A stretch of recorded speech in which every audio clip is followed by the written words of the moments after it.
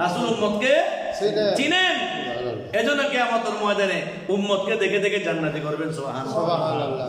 এজন্য বলতে ফাকান্নামা জাহারানি ফি হায়াতি, আমার সাথে সাক্ষাৎ এমন ভাবে হবে দুনিয়া থাকাকালীন সময় যেরকম সাক্ষাৎ হইতো আমার ওফাতের পরেও আমার সাথে এরকম সাক্ষাৎ হবে। সুবহানাল্লাহ সুবহানাল্লাহ। চলা দুনিয়া রাসূলুল্লাহ আলাইকুম সালামুন ইয়া হাবিবাল্লাহ ওয়া মান মাতা ফি আহাদিল হারামাইনি বুইসা ইয়াউমাল কিয়ামাতি মিনাল আমিনিন। হাদিস শরীফ। আল্লাহর হাবিব বলছেন কোন মানুষ যদি মক্কা মদিনায় মারা যায়, ইন্তেকাল করে, কোন মানুষ যদি মক্কায় ইন্তেকাল করলো অথবা মদিনায় ইন্তেকাল করলো অথবা মাঝখানে ইন্তেকাল করলো, আমার রাসূল বলছেন কিয়ামত কায়েম হওয়ার পরে মানুষ যখন দলে দলে কবর থেকে উঠবে, তারা কবর থেকে নিরাপত্তার সহিত নিরাপত্তার বেষ্টনীতে নিরাপদ দিয়ে তাদেরকে গার্ড অফ অনার দিয়ে কবর থেকে তোলা হবে। সুবহানাল্লাহ। মিনাল আমিনিন মানে কি? নিরাপত্তার সাথে, একদম নিরাপদ। মানে ইক্কেতুনা আযাবেস্তুনু ইক্কেতুনা আযাবেস্তুনু কিয়ামতের ময়দানে যে এত কঠিন এর বৈধ বাক্য। সুবহানাল্লাহ সুবহানাল্লাহ। এরপরে বলছেন ওয়ালি যায়িরে কবরিল মুস্তাফা সাল্লাল্লাহু আলাইহি সাল্লাম আশারু কারামা, আল্লাহর হাবিবের রওজায়ে পাক জিয়ারত করলে 10টা রয়েছে ফজিলত রয়েছে। কয়টা ফজিলত? 10টা ফজিলত। এক নম্বর হচ্ছে আল উলা ইউতা আলাল মারাতিব, সেই সর্বোচ্চ মাকাম লাভ করবে। বড় সর্বোচ্চ মাকাম মানে এমন ইজ্জত তাজিম পাবে যেটা সে আশাও করে নাই। এরপরে বলছেন 2 নম্বর হচ্ছে যে আসসানিয়াতু ইয়াবলুগু আসনাল মাতালিব, সে সর্বোচ্চ লক্ষ্যে পৌঁছে যাবে। সে চিন্তা করেছিল গ্রামের মধ্যে চাষবাস করে রুজি রোজগার করে চলবে, কিন্তু হঠাৎ দেখা গেছে তার জন্য টাকার জন্য চাকরি হয়ে গেছে, যেটা সে আশাও করে নাই।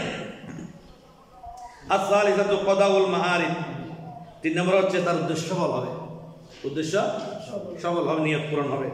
4 নম্বর রাবিআতু বাদুলুল মাওয়াহিব, বকশিশ লাভ করবে, আল্লাহর পক্ষ থেকে নিয়ামত লাভ করবে, আল্লাহর পক্ষ থেকে ক্ষমা লাভ করবে, রহমত লাভ করবে।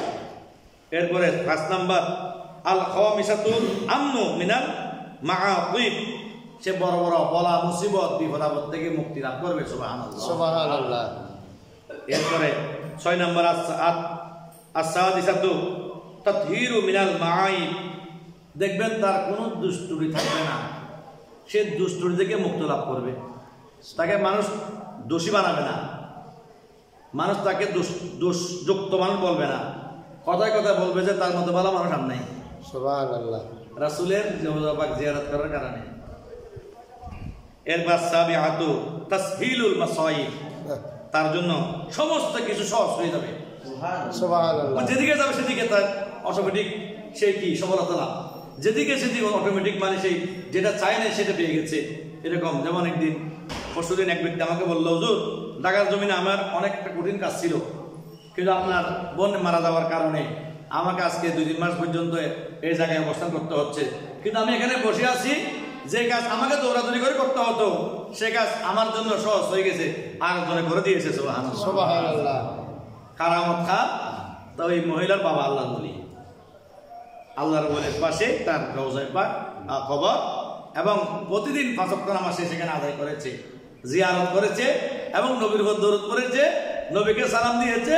যাইতে পারে না, কি হয়েছে, এখান থেকে তো পাঠানো হয়েছে। রাসূল বলছেন এরকম অনেক কাজ তোমার ভাবনার বাইরে থেকে সহজ হয়ে যাবে। সুবহানাল্লাহ সুবহানাল্লাহ।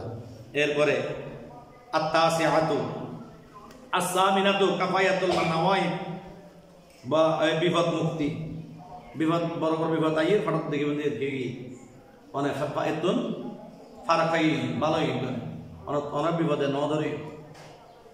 এরপরে আত-তাসিআতু হুসনুল মাওয়াকিব, এরপরে বলছে উত্তম পরিণাম, সবচাইতে বড় বকশিশ এনাম আল্লাহ রাব্বুল আলামিন তাকে দান করবেন। বড় করে বলেন সুবহানাল্লাহ।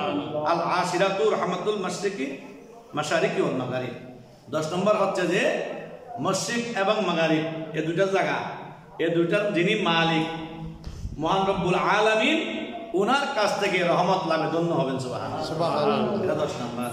তাহলে আমাদের রাসূল পাকের রওজা পাক জিয়ারত করার দরকার আছে নাই? যদিও যাইতে না পারে আল্লাহ আমাদের স্বপ্ন যুগে হলো রাসূলের দিন নসিব করে সকল বলি আমিন। এবং আজকের খুতবা অনুযায়ী আমাদের আমল করার তৌফিক নসিব করে সকল বলি আমিন। ওয়া আখিরু দাওয়ানা আলহামদুলিল্লাহি রাব্বিল আলামিন। আসসালামু আলাইকুম ওয়া রাহমাতুল্লাহ। যারা সুন্নাত করেন না আপনারা সুন্নাত করে নেন। নামাজের পরে শাহিন ভাইয়ের পক্ষ থেকে ওনার ছেলে পরীক্ষার্থী সেই সুযোগে সকল পরীক্ষার্থীর পক্ষ থেকে আমরা মিলাদ এবং দোয়া করি ইনশাআল্লাহ।